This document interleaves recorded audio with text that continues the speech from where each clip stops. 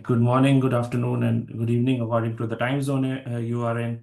And we are again very proud to welcome our speaker, current Dr. Wasikul Islam, who has been also the chair of this program in the past, and also have experience of mentoring for many years.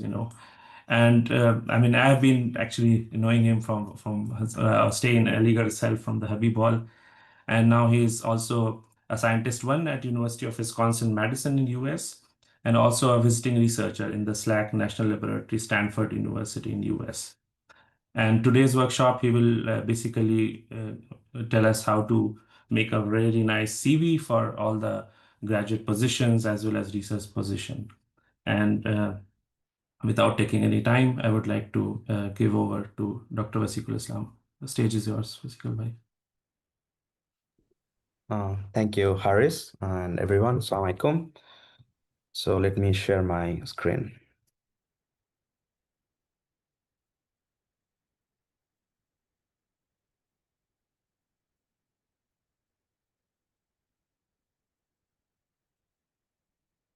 Okay, so I hope you were able to see my screen.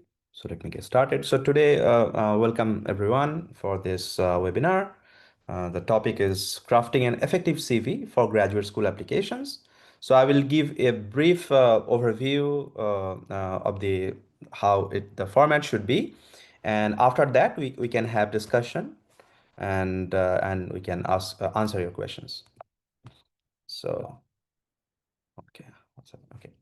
So at first, let's understand that before you start writing a CV, you need to understand what is a CV and what are the requirements of a CV and why a CV is required for your grad school applications. So CV is a kind of comprehensive document highlighting your academic background, research, and skills, and it presents your qualifications. I mean, if you want to do an advanced study, why you are qualified. So this is the purpose of the CV. And another very important difference you need to understand: a CV and a resume. Sometimes some graduate school may require a resume, and sometimes they also can give you a page limit. So generally, a resume is a concise and tailored, very concise document. Sometimes you may need to submit a one-page resume, and for CV also there can be page limits. Sometimes you may be asked to write a two-page, three-page, etc. So this is you need to understand. So what is the requirement? And also you need to understand that why, how the CVs are used by the admission committees. So what they try to do is evaluate your preparation, how you fit to the program, how your research experiences, your academic potentials, they also match with the goal of their program. And what makes a CV stand out: clear structure, relevant content, and strong evidence of potential, consistent formatting, and professional tone. So these are the very high level overview of the CV. At first, you need to remember. I'm addressing all the students and the new SHS scholars, basically. So this is the overall information, overall high-level understanding you should have before you start writing a CV, crafting a CV. Now, let me go through one by one about the structures and what you should do, what you should not. So this is a typical CV structure. Of course, it can vary. Also, you need to understand that this CV, as I mentioned, that the purpose of CV is to showcase that your potential, your experience, and why you fit to the program.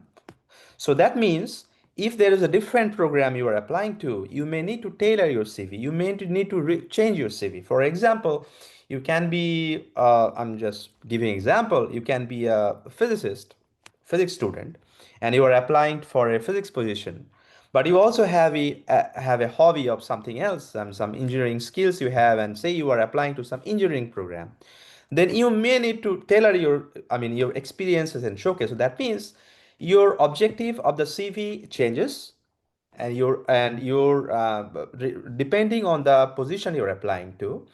And similarly, the structure of your CV also will change, may change depending on the program you're applying to.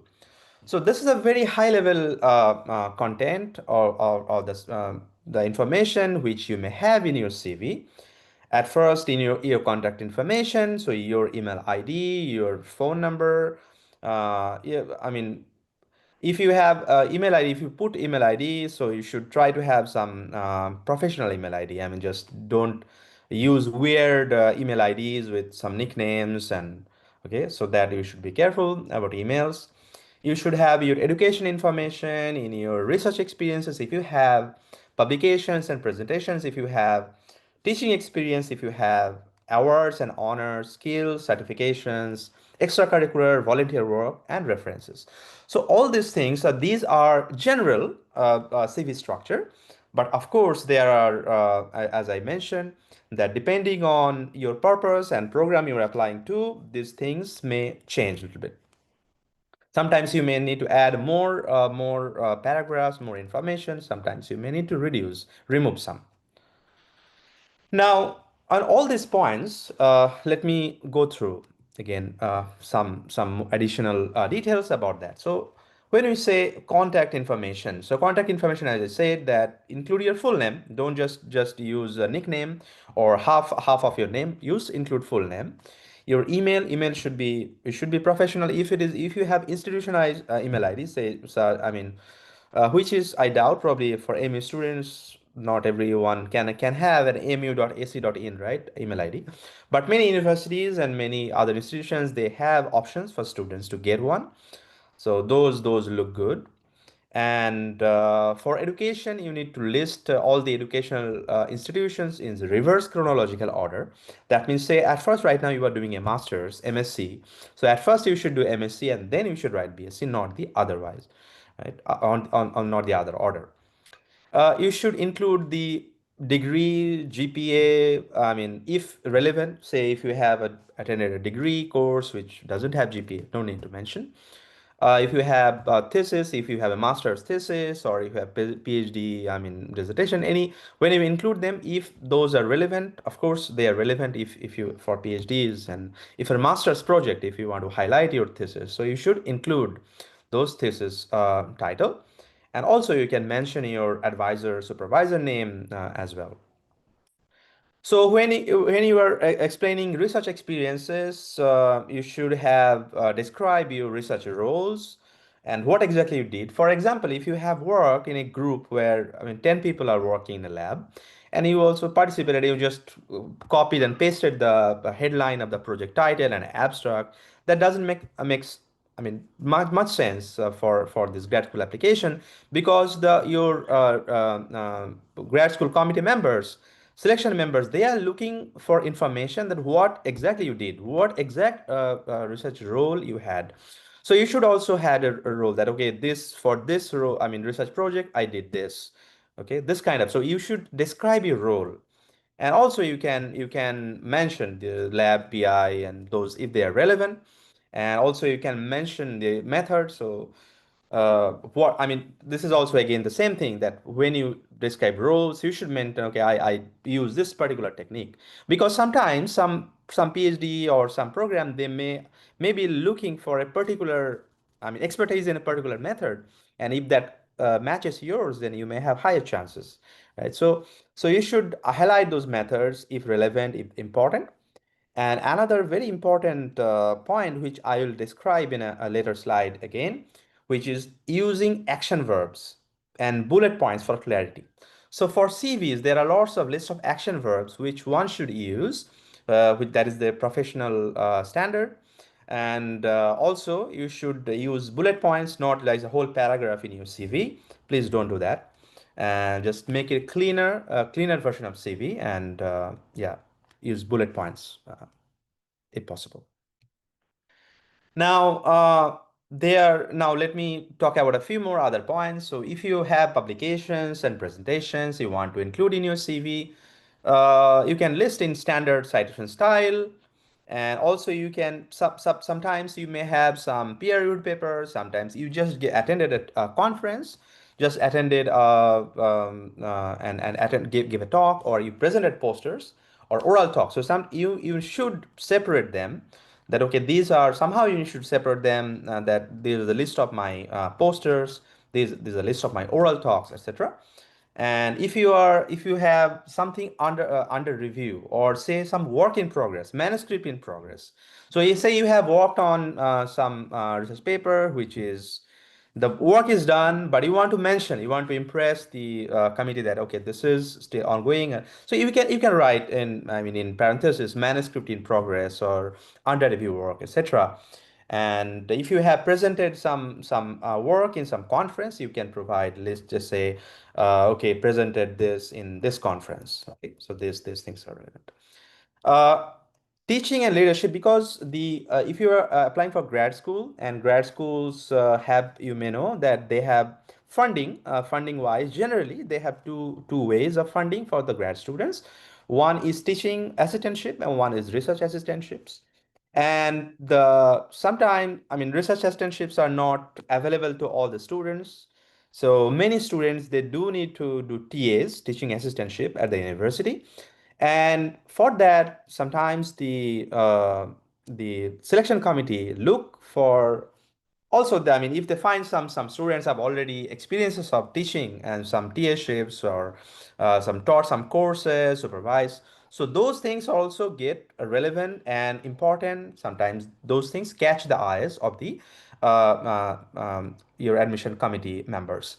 So if you have some such experiences, some teaching experiences, TAships or anything, any teaching, tutoring, even tutoring experiences. Sometimes many of the students I know, they do tutoring. And if you have those tutoring experiences, if you have mentored some students, your junior students, if you are assigned some responsibilities in your lab, and you say did anything which is kind of which falls in the category of teaching and mentorship, please mention them in your CV. And also, there is another important aspect is the US, or not only US, for many anywhere, all these academic programs, they want their students to become leaders in future. And some good universities, they want to select the students who have shown leadership qualities, that they think that they can train them to be a better leader, right? That is sometimes the target of some programs.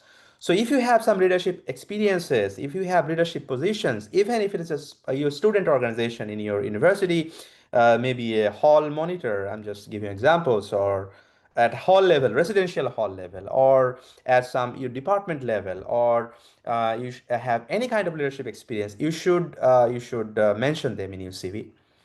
And also, if you have been part of some organizing committee of a conference or workshop or any event, you can mention all those things in your CV as a teaching, and in the section of teaching and leadership section as well. Okay, so now another section, which is awards, skills, and volunteering. So you should list all the academic awards, fellowships, and research grants. So on this, since this is an SAGSA event, and let me tell this, that I have been mentoring in SAGSA for a few years, around 10 years now. And I always, I mean, when I interact with when I modify the CV of all my mentees and also other SAG scholars, I I always feel that I always see a trend that though you got the SHSA award, you are not using it properly in your CV. Sometimes some people, I mean, I have seen some students write, got SHSA award. What is SHSA? SSGSA is a US based award. So this is a big thing for you, right? So if you imagine some admission committee member from US, they are reading your CV, and then they find that, okay, you have been awarded by an US organization. How impressive is it, isn't it? So you should use this. This is an excellent opportunity. You should add more, I mean, about properly write. What is SHGSA? Don't use abbreviations without explaining. This is not only for CV, but for any document. If it be it your SOP or anywhere, sometimes you just write anything that, okay, AMU, only AMU. What is AMU? You should explain. Somewhere you should spell it out. Aligarh Muslim University. Otherwise, some people may think American Military University or something else, right? So whenever you use some abbreviations, you should use at first, somewhere at least on the top, at the first, you should spell it out. Okay. So, and whenever you SHGSA, I mean, you can say like this, that awarded US based, okay, you can say Sir Syed Global Scholar Award by an American or non-profit organization, Sir Syed Education Society of North America, as emerging scholars. I mean, you can frame a good sentence, but I'm saying you should use this. It's a good opportunity you got. If you as a scholar, you should use this properly, and you should impress with this. And I mean, if our attendees, if you didn't get SHS, that's also fine. But my point is, if whatever award, whatever I mean, achievements you have, you should not be shy, and you should explain them properly.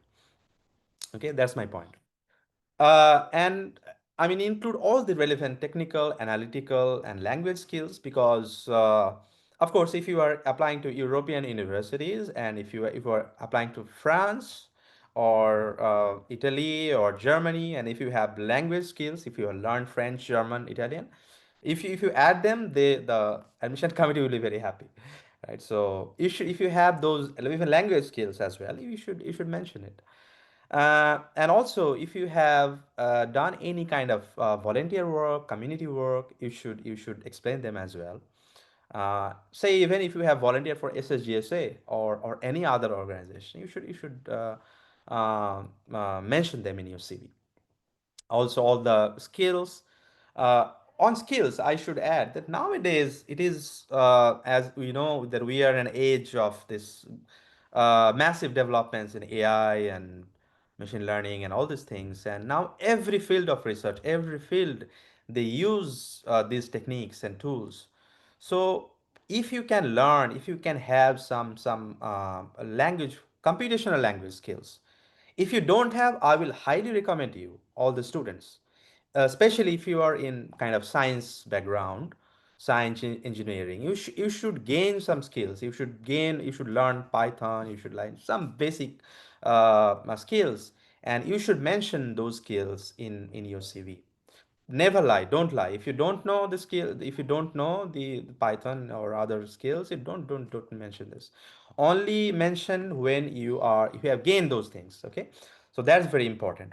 And also regarding skills, I mean, I have seen some CVs, and some people wrote in their CVs, I know Excel, I know Word, MS Word, right?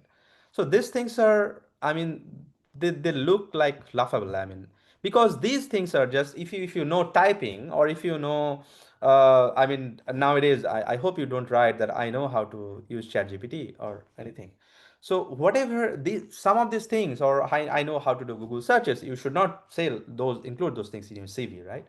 So this MS Word or Excel and all those things nowadays became so trivial things, and it's expected that every person, if you are applying to a US or European university, somewhere for MS PhD programs, you are very well, I mean, aware, you are expert in all those things, basic skills. So you should not mention those things. You should mention only those things which are kind of professional skills, which will be admired, which can be admired by your program, right? So this is important. So that, I mean, yeah, you need to understand that what is a skill, what is a good skill, and what is which skill to add, which skill not to add. And as I mentioned, as just a side suggestion, that in nowadays, I mean, if you have some skills, some computational skills, some computational language skills, some AI machine learning related anything, any skills, so those things will enhance your CV. So if you don't have, I mean, you still have time, I will highly encourage all the SHS, new SHS scholars, please gain some and then add those things into your CV. Now, let's go to the next section, which is formatting tips. How you should format your CV. Okay, so you don't you should not do a very dense formatting, and you should not make it a whole paragraphs and with very high, very small fonts or very big fonts. So you should have a kind of standard font size. Maybe you can use up to 11, 12 points, 1 inch margin, and the section headlines you can make it bold and capitalized, and you should keep your layout clean. And also, when you are submitting your CV, you should not submit as a Word file. What happens in Word file? You may know sometimes the format changes. So when you are submitting your CV, you should always have a PDF, which is not changeable. Right? So you should. So these are some of the formatting tips, because many times we have seen that okay, someone submitted a Word and the format changed, right? So this is also another point to remember. Okay, there is now do's and don'ts. So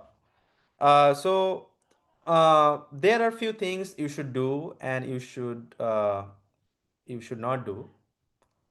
I think I mixed some of the points, but anyway, let me explain what you should. Okay, so you should have your CVs. You should write the CVs according to the instruction.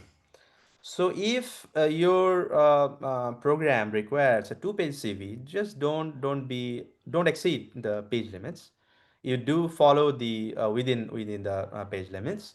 If you it's a one-page resume, just do one-page resume, and also you should not be shy in highlighting your accomplishments. As I was saying, if you got SHGSA award, please use it properly. You should highlight it that there's an accomplishment, or if you have other accomplishments, highlight them and enter. I mean, you should enter some keywords. I mean, don't just write the whole paragraphs. You can use keywords.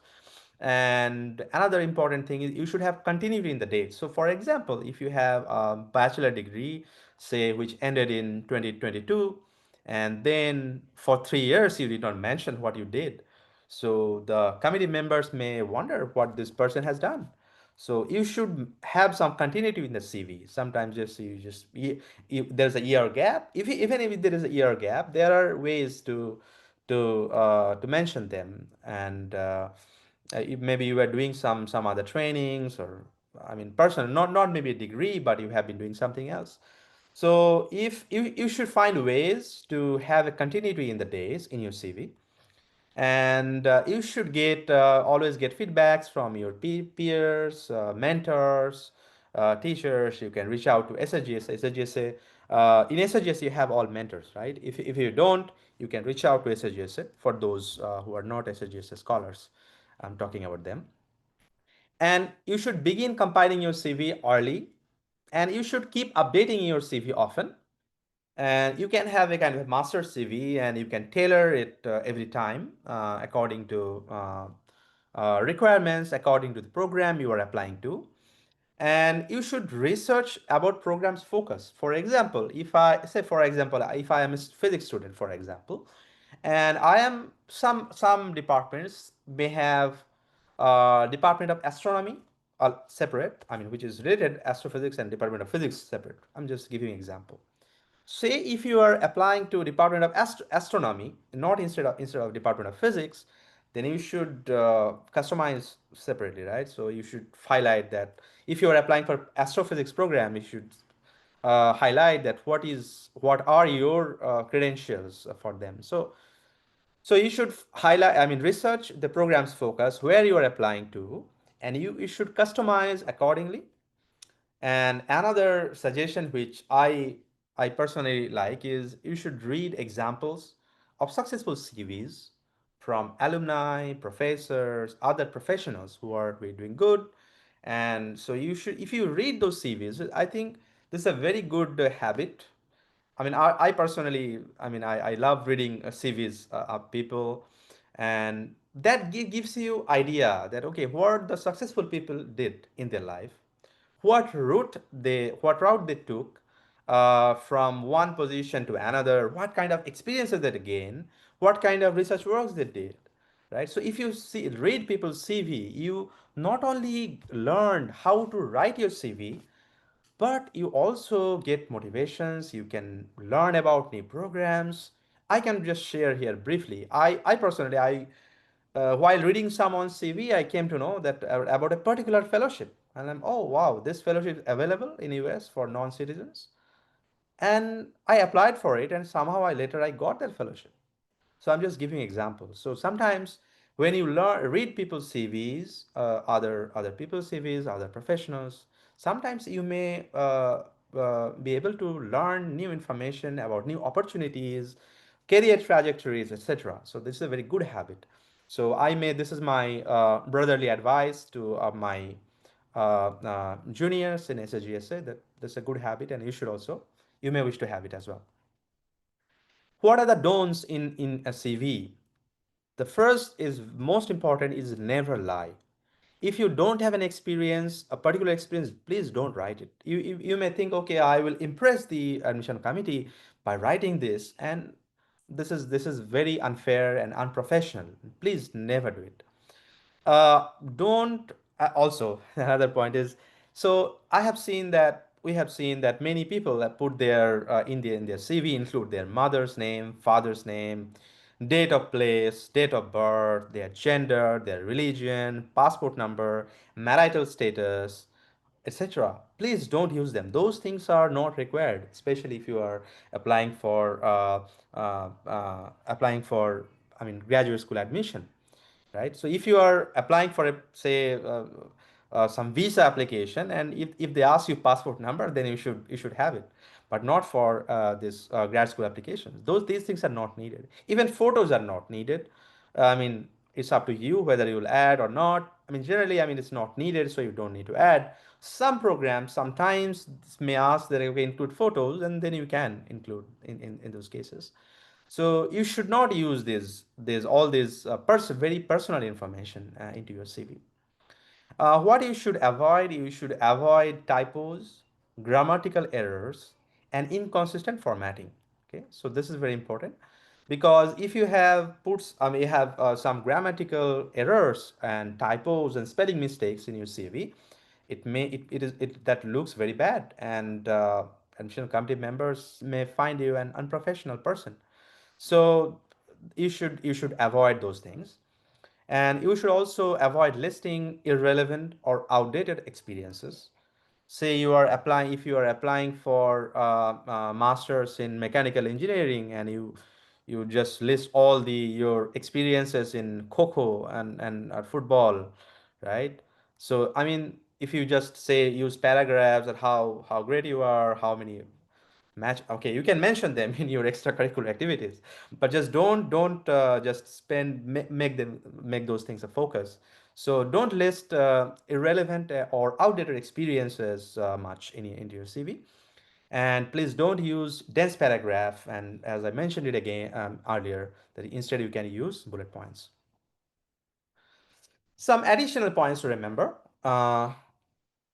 Okay, so before writing, take some time to do a self-assessment and outline that what are your skills, experiences, and then use them. Avoid nicknames. You can use permanent address, and for email address. I mean, for address you can okay, where you are based at, you can use. And or at the start of your CV, you can add an adjective which tells professional employers what you are hoping to do.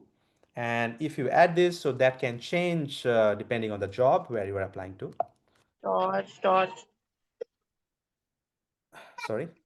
Okay. And so here is the list of action. Is someone speaking? Okay. So there are a resume action verbs. So you can just Google about it, and you will find that what are the good. I mean, instead of I did this, you can just say developed. I mean, don't just say full sentences. Use action verbs. And so this is a link up from MIT list of action verbs one should use in CV resume. You can Google, and you will find tons of such examples in while describing what kind of Instead of I did, you can just collaborated, join, develop, explain, right? This kind of action verbs. So you should use these kind of action verbs in your CV. Yeah, that's another point. And now there are tons of CV examples and formats. So you should choose a style of your choice, whatever you like. I mean, these I'm just giving you some random examples. What kind of resumes are there? So if it's a one-page resume, one can just like this: programming skill, degrees, curriculum. Like just very condensed information here. There's Jack Sparrow person, whatever he was, yeah, did. And then there are kind of academic CV may look like this, can look like this: employment history, education, research publications, conference proceedings, etc. And yeah, there are many other formats one can use. But I mean, while looking at the CV, you can identify that which style looks more appealing, which is more attractive. Of course, I mean, for me, that format is more attractive, which is cleaner, which has less dense format. And yeah, so you can choose any style you want, but you should remember all those points which I mentioned. And for the styles, you can, I mean, for many, I have got questions that, okay, whether you should use the Word file, Word style, or LaTeX. So you can choose any, whatever is better for you, you can choose. There is no issue in that. And also, there are lots of online good CV repositories. For example, I personally like Overleaf. Overleaf.com is an excellent place for the young students. If you are not familiar with Overleaf, get familiar with Overleaf. This is a online LaTeX package, I mean, website. You can just get an account. And nowadays, a lot of people write research papers and a lot of things using Overleaf. So if you learn Overleaf, that can be useful not only for CV, but for other things as well. And so in this, I mean, if you click, I mean, go just Overleaf CV examples, and tons of examples are there. You can just choose any template and you can just edit. You can just add your information. Very easy. And you can find way many more options while doing simple Google searches. And there are nowadays lots of AI-based tools, website available. But I will suggest be careful and don't dump all your personal information into some ChatGPT or other AI-based websites, because right. So you should not feed all your personal informations with them. You never know where those informations are going. So, okay, so these are the overall discussion on the high-level CV guidelines, and I wish you all the best. And yeah, before going to Q&A, I should also thank that Dr. Saif Sheikh Saab, with whom I actually prepared this some presentation 8 years ago in 2017. Me and Dr. Saif Sheikh Saab, we gave together this CV webinar to a new SHS scholars in 2017, and I used some